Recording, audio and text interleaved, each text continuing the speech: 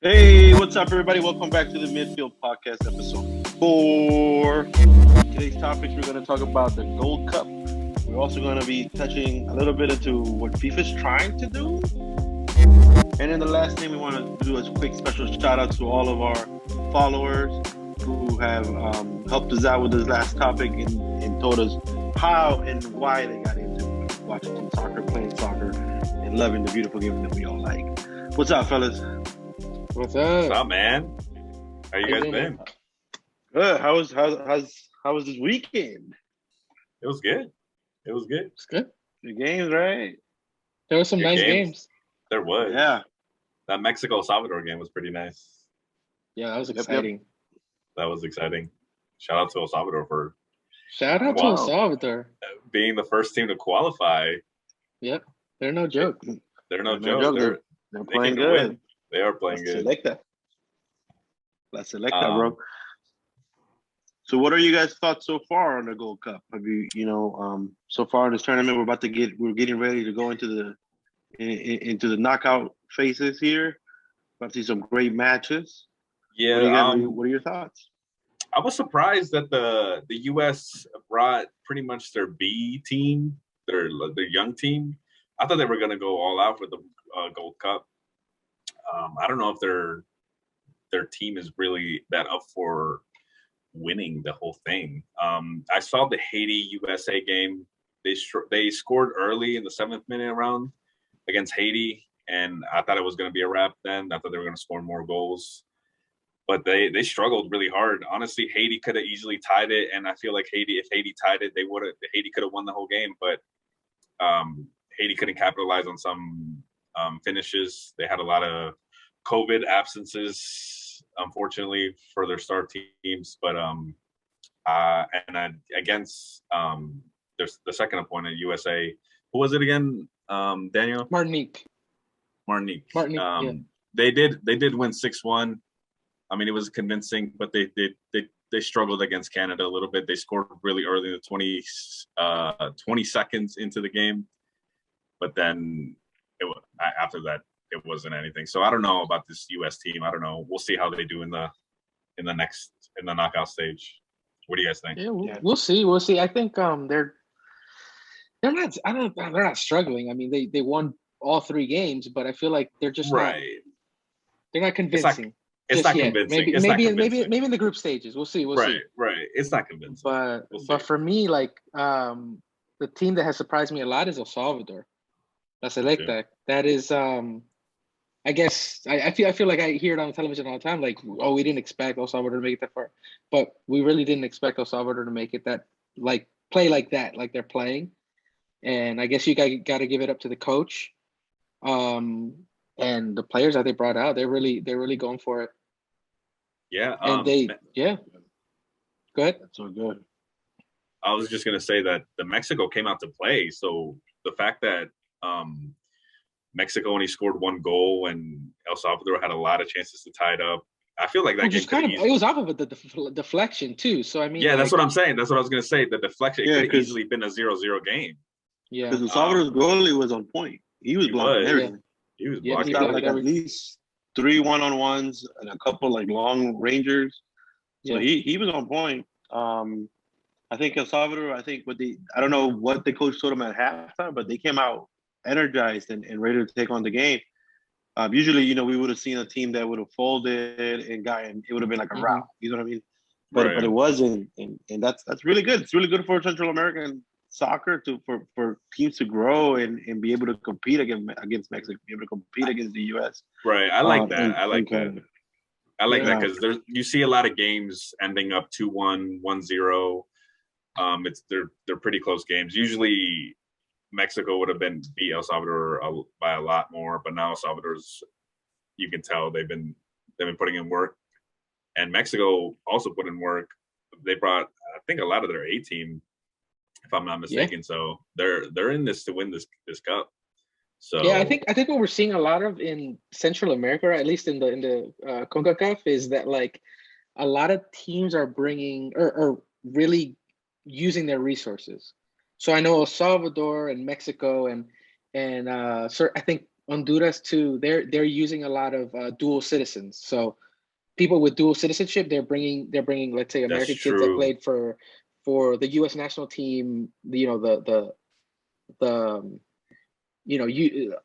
younger leagues, right? Yeah, I heard. Either they play in the MLS or they're using their resources, and that is bringing up the quality for their teams, especially for smaller countries, Yeah, that don't have all those people when I available. was when I was watching the USA, I'm sorry, the El Salvador Guatemala game, I was surprised that the commentators were saying a lot of the players from El Salvador trained in the U.S. academies and they couldn't make it to the U.S. team, so they decided to go to the El Salvador team or something like that.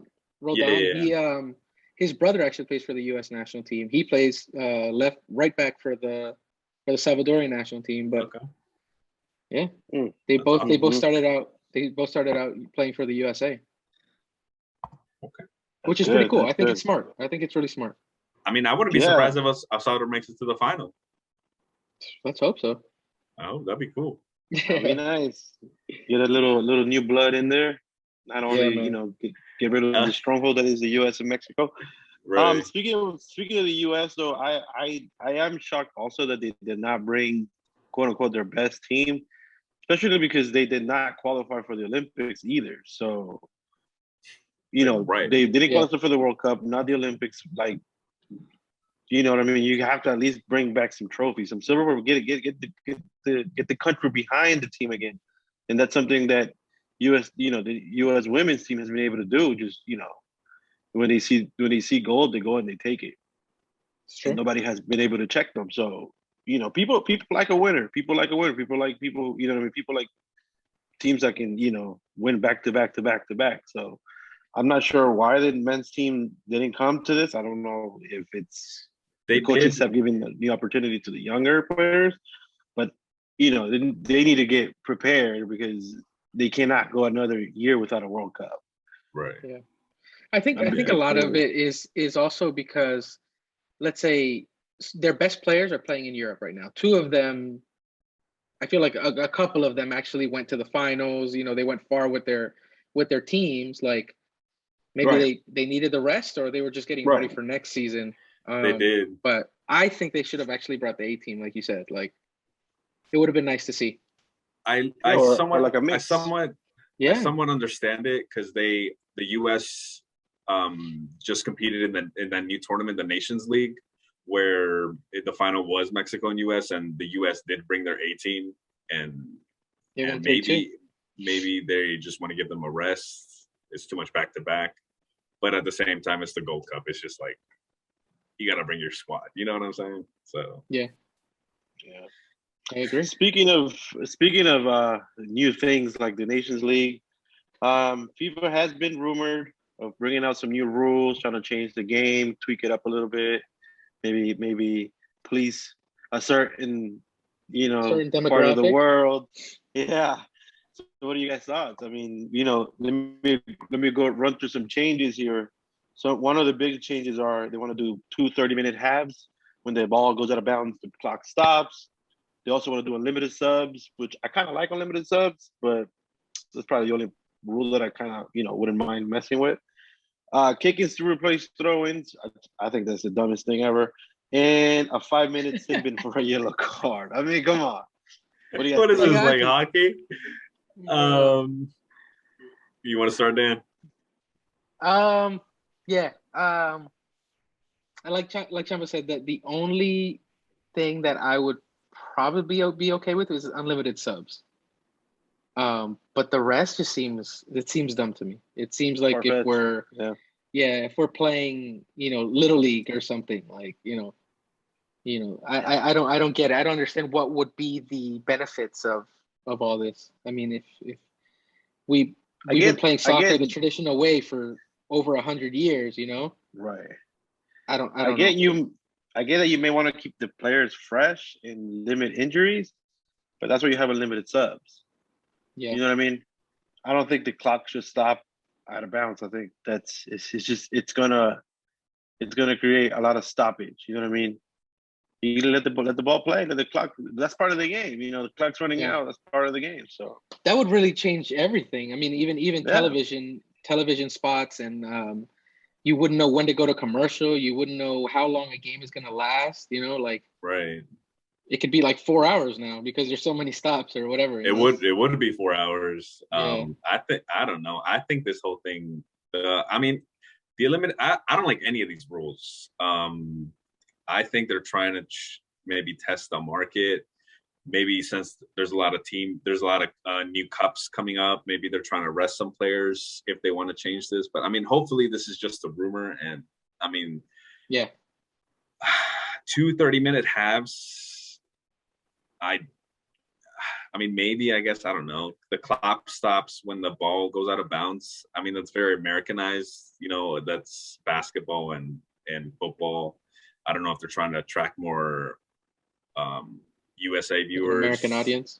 Right. Unlimited subs, I get, but it's kind of, I mean, if you've ever seen a friendly game, when you have unlimited subs, it changes the pace of the game. It's completely different. Kick-ins to replace throw-ins, that's I don't know what that is. That's dumb. I mean, I'm gonna tell you the truth though on that one. Look, okay, I think it's dumb because we've been playing soccer the traditional way for hundreds of years, or no, not hundreds, but like a long time, right? But you could probably do more with your feet. As far as soccer players, you could probably do more with your feet and kick it further, get it to different players. It's just I just think it's a dumb idea because it's childish to me. It is. I mean, it's a small foul. Like, just think of it as a small foul, like a free kick. It's a pretty small free kick. The 5 minutes sin bin, yellow card. Yeah, that's straight up hockey. I mean, I don't know what we're gonna watch a boxing match later after that. I don't know, but I mean, hopefully they're just rumors. For me, if they want to try these things out, it's totally fine. But you can't call it soccer. Call it something else. You know what I mean? Right. Yeah. They should. When they should have tried this, they should have tried this during COVID because people were getting injured. I would have helped a little bit. I mean, at least 30-minute halves and unlimited. Subs. I think they did the five subs, and I think that's a good rule. I think we saw it in the Euro Cup. Yeah, we saw it in the Euro Cup that towards the end of the game, players got tired, and they brought up. The game kept on. The speed of the game did not drop. Basically, everything else. They also have the water breaks too. The water breaks is nice too. My thing is in the rubbish. It's rubbish. My thing is they need to get VAR down first before they do any of these changes. Like, get the VAR, and then we'll talk about these changes. Yeah, I agree with that. So with this changes being made, I guess what we can transition into is, if they don't make the changes, hopefully, what made you get into soccer? What made you like the beautiful game? Go ahead, Dan. For me, I remember the exact day. It was June 19th, 1996. My dad took me to watch because we're local to DC, so we went to the RFK Stadium to watch DC United versus LA Galaxy, and that was my first ever experience of soccer. Like, maybe I had, it was passed by it, or I maybe touched the ball before then, but I was like 6 years old, and the experience of just hearing the crowd. Back in the day, the RFK Stadium was packed to capacity. I mean, lower level, top level, in between, people in I feel like people were in the aisles, like people were jumping. It was crazy. It was a great atmosphere. I think we won 3-0 that game, and it was incredible, man. Like, I feel like after that day, I was just hooked on soccer. Yeah, that's nice. What about you? Yeah. Me, it was definitely, I mean, my dad has been a La Selección Colombia, the Colombian national team, 100%, always supported. One of the first games I remember was watching Colombia play. I forget what team, but I remember Pibe, El Valderrama, shooting a penalty kick and scoring, and then Colombia won. And that was my first real memory of soccer. But then what really got me into soccer was in the Women's World Cup of 1999. I was 8 or 9 years old. My dad stumbled upon some games, and he was like, these women are playing really tough. They're hustling. and then I just got into watching it with him. We watched all the games of the U.S. women's team, and then that final game, I don't know if you guys remember the penalty kicks against China, where Brandy Chastain, was it Brandy Chastain? Yeah. She took off her shirt, and like that was a big controversy. And I remember being the day before that was my first stress. You know, before a final, like when our teams play, we're like stressed and like worried about it. Like that was my first time ever feeling that.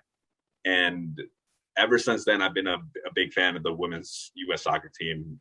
And that was my first real introduction to soccer. And then ever since then, like it kicked off. That's good. I didn't know that about you, dude. Yeah, that was really good. I was 8 or 9 years old, dude. It's a good memory. For me, it was Champions League final, Real Madrid Valencia. The one where Madrid won 3-0. Steve McManaman hit that Karate like Kid kind of thing. Yeah, it was a Karate Kid, Kung Fu. And then Raul took on that big counter and just juked the goalie out, Canizares. Madrid played in that all black with the gold trims. Beautiful jersey. Yeah. That for me was my first time, and like that's one of my biggest games that I can't forget. I also remember World Cup '98 from beginning to end. But that was the beginning. That was a great game, man. And if any of our viewers or listeners can find that 2001 Madrid jersey with the gold and the black, dude. I don't think it was 2001. I think it was, or 2000. I think it was right before. It was 2000. Yeah, it was 2000. Yeah, because they won 98, 2000, and then 2002. That's and then right. Valencia won 2001. Right. I didn't start liking clubs football in Europe up until after 2002 when Ronaldo was the R9, the Brazilian Ronaldo. God, I was hooked. Like when I saw him play, I was like, I need to follow him. Wherever he goes, that's going to be my team. He went to Real Madrid. That was my team. And that's been my team ever since 2002. And before then, I had, so. You know what's crazy? I didn't really follow club teams either. I mean, obviously DC United, but it was MLS, right? But I didn't follow like club teams abroad until actually Marco taught me about Madrid. I had no idea. Madrid existed. I knew Ronaldo existed, and I knew like Zidane existed from the '98 like final or the World Cup final, but I had no idea Madrid existed. This is all pre social media, guys. So we sound historic right now for the younger viewers. Yeah, history lesson. But yeah, that's crazy how we're all Real Madrid fans, and it was just coincidence that happened. It was meant to be. It was destiny. It was meant to be. Even though this isn't a Real Madrid podcast, shout out to Barcelona fans out there. Another one for me. Another big. I seem to remember a lot of like Champions League finals. I think those are like the top of cream of the crop. Best soccer played anywhere. I remember Bayern, Manchester United winning right at the end in Barcelona. That was a great game. I also when Mourinho won it with Porto. Oh, that was a good one.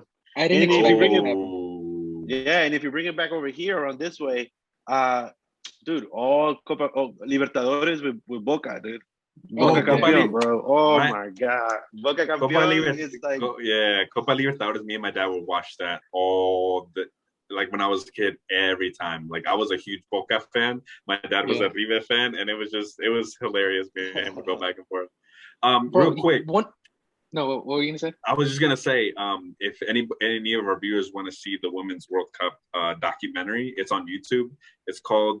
You can just type in U.S. Women's World Cup '91 or '99 or something. It's a whole documentary, and I watched it. It was really good. It's a little dated. We'll put the link in the description. We'll put the link in the description. No, speaking of our viewers, hold on. I gotta share one more.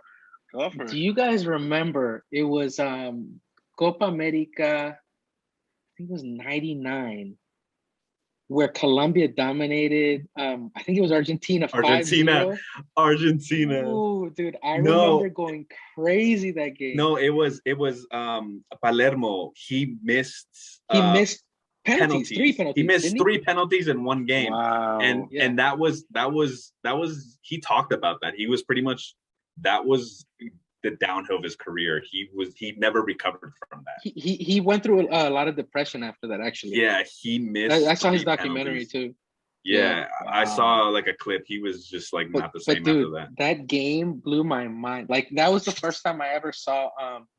And it's sad because it was on the latter end of his career, but it was Carlos Valderrama, El Pibe, with the big afro, the blonde afro, and dude, that was when I fell in love with like midfielders or number 10s. That style is like, you don't have to be too fast, but man, you have vision, you have touch, you have like, it's just graceful, dude. To me, he was one of my favorite midfielders of all time, man. Yeah, he saw where he wanted to put the ball and he put it right there, right in front of you. Exactly. So you do what you need to do. I saw a little video the other day of where one of his teammates from, I think it was that 99 team, like I forgot what his name was, but he would tell him, put it right, give it to me right on my laces. And Carlos Valderrama would pass it from whatever side of the field he was on, it would land right on his laces. That's crazy, right? Dude, that's nuts, dude. Special skills. Yeah. That was awesome. We can definitely talk about number 10s, best number 10s in the game. We gotta do it. Yeah, because it's a lot, dude. I mean, you got just in South America. I mean, you have Roman, you have El Pibe, dude. Like, I don't know, bro. Did you count into that? Dude. Midfielders, dude. Yeah, man. It's amazing. Nuts. With that being said, though, we asked our audience what player influenced them the most to get into soccer, and we got here we were able to talk to some people here, so we're about to shout them out real quick. These are the other Instagrams. At Buggy Now says R9 and Francesco Totti. I Am the 7 Letter says Marco Echeverri, Brittany Chastain, and Mia Hamm. And then we got some memorable responses here. We also, a lot of people said Echeverri, Valderrama. That was mine too. Ronaldo. We even got LeBron in here. I don't know how that happened. I don't know how that. It was probably a typo, bro. I mean, LeBron does love the beautiful game. He owns Liverpool, part of Liverpool. Part of Liverpool, yeah. Part of Liverpool. So I mean, it is what it is. He'd probably make a great soccer player. I'm not gonna lie to you. I mean, he's an athlete. He could probably do anything. He probably could. I mean, LeBron, dude. But yeah. That's so good, though. That was a great topic. We can definitely, build off on that one some more. I think we have a lot to say. Yeah. All of our memories just started. Yeah, that was a fun like going down memory lane. But that was cool. I mean, if anybody wants to type in the comments to see of your memories, you guys are more than welcome to do that. Yeah, we want to hear. We want to hear about you guys. We want to know what got you into it. We want to know what's your favorite player, because we love that. We love to connect with you guys in that way. We might have to have some fans on here, man. We might have to have some fan stories. I know. Yeah, weekly guests. There you go. But that was episode 4, you guys, of the Midfield Podcast. Thank you for tuning in. Follow us at the Midfield Podcast on Instagram. Follow us at the Midfield Pod on Twitter. Stay tuned for episode 5. 5 time. And remember, it's on YouTube, so don't forget it. Smash the like button. We like when you guys do that. Comment on Instagram. We like when you guys do that. We love it. We want to hear you. We want to connect with you guys. But yeah, any other words, guys? Shout out to you guys. I mean, this is episode 4. We've been doing this for a whole month, so it's been great. I've been having a lot of fun. Yeah. Feels good. No. Shout out to the fans, man. To the people that have been listening and interacting on Instagram, on Twitter, and YouTube. It's been fun. It's fun. This is only the beginning, so you the MVP. But yeah, yo. Thanks, guys. Thanks so much for tuning in. Peace out.